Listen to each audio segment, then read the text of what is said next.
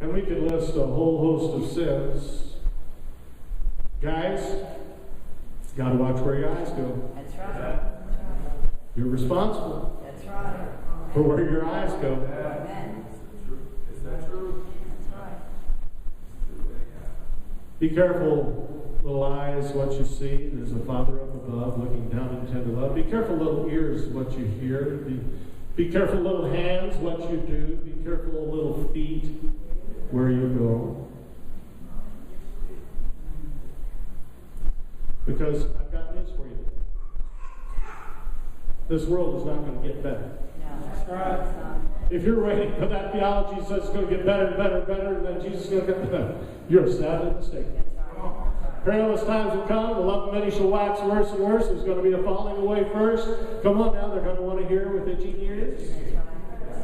All there. So we all have to decide, young and old alike, we've got to decide. Did you know that there are jokes that we shouldn't laugh at? Seriously, I'm calling you to be an old fuddy duddy. You're not of this world. You have a high calling. You were called out of this world. You've been chosen out of this world. And Jesus warns this message. Therefore, the world hated you. Have you noticed that the world hates you? It's becoming more and more evident. As crosses cannot be placed as memorials to the dead officers in Arizona, yet an Islamic worship center can be built at ground zero. Does anybody not see the hypocrisy in that? Yes. But the world hates you. If you're a follower of Jesus, the world will hate you. The world gets really antsy and nervous at the name of Jesus. Amen. You and I are not of this world. Amen. Boy, if you think I'm anything that if I'm anyone that thinks he's perfect, you're so wrong. I'm a sinner saved by grace. I had a preacher say one time, you shouldn't say that sinner saved by grace line. Let me repeat it. I am a sinner saved by grace. Amen. Everybody clear on that? I invite you to turn with me now to James chapter 2.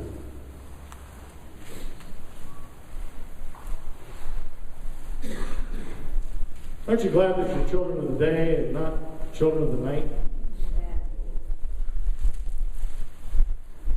Aren't you thankful that you're the bride of Christ, Yes. chaste and pure, without spot, blemish? Aren't you glad for that? Amen. Amen. See, I want to ask the nations around the world who serve other gods and not the true living God, I want to ask them Dr. Phil's question. How's that working out for you? And more than that, I want to bring that question home to America. Come on. While you're rejecting God, kicking God out of every institution known to the nation, while you're resisting God on every turn, I want to ask our leaders, how's that working out for you? Come on. Seeing that we are now in the longest war in our history in Afghanistan, seeing that our debt is heading toward 14 trillion, it's 13.5 trillion this morning,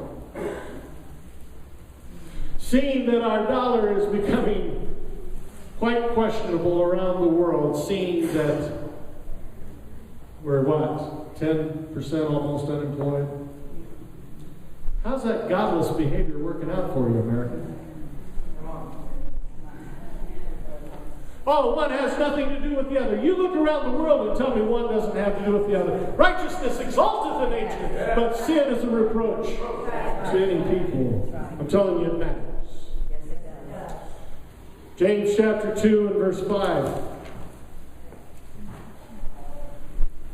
Hearken, my beloved brethren, hath not God chosen? Who did God choose? The what? Well, you haven't been watching TV yet. Boy, I just heard a sucking sound go out the room there. I took the breath right out of people. Praise it. Yes, Lord. Thank you. Tell me I'm wrong, according to that book. Who did God choose? He chose the poor, That's right. the poor of this world. Yes.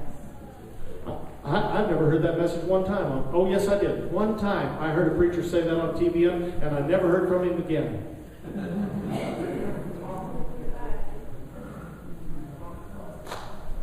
Thank you, Lord. Thank you, Lord. Thank you. What are we to be rich in?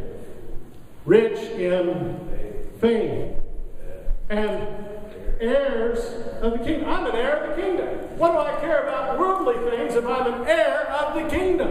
Glory to God. I was thinking the other day how nice it'd be to win a $12 million lottery for my retirement.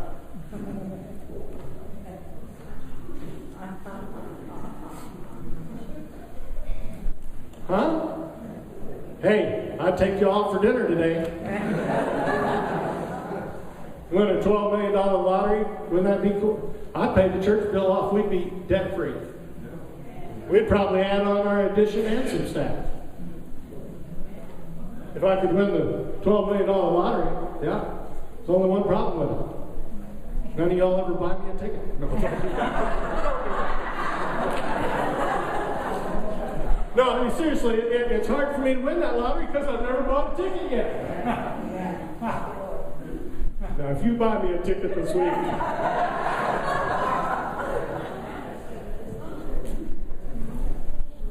seriously, hath not God chosen the poor of this world? Hear the sound long ago of a slave working in the field, singing of the glorious promises of God. God chose the poor of this world. Remember your grandparents and your great-grandparents, who many didn't have a thing. But they loved God with all their heart. They knew how to pray, and they knew how to receive miracles from God's hand.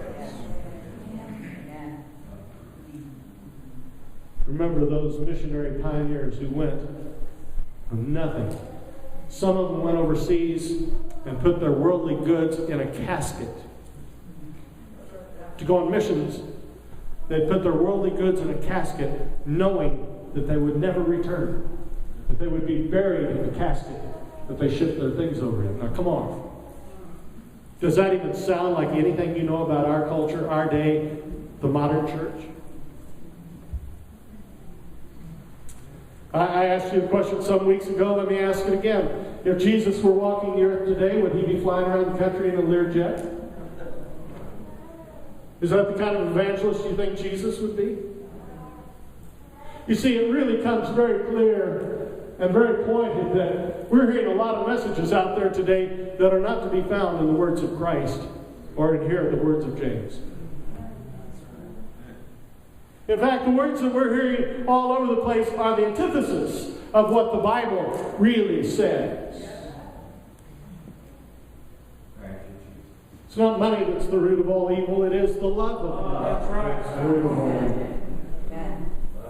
But God has chosen the poor of this world, who are rich in faith and heirs of the kingdom, which he hath promised to them. Boy, if you're going to underline something, please underline this. That love him. Rich or poor, what matters is, do you love him? Do you love him?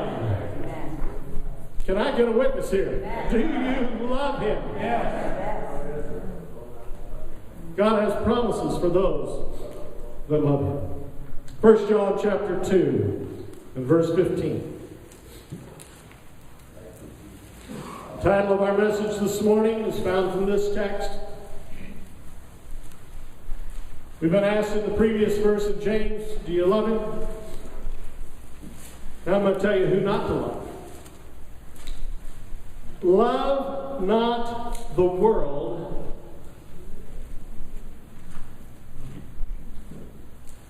neither, say the next two words with me, the things.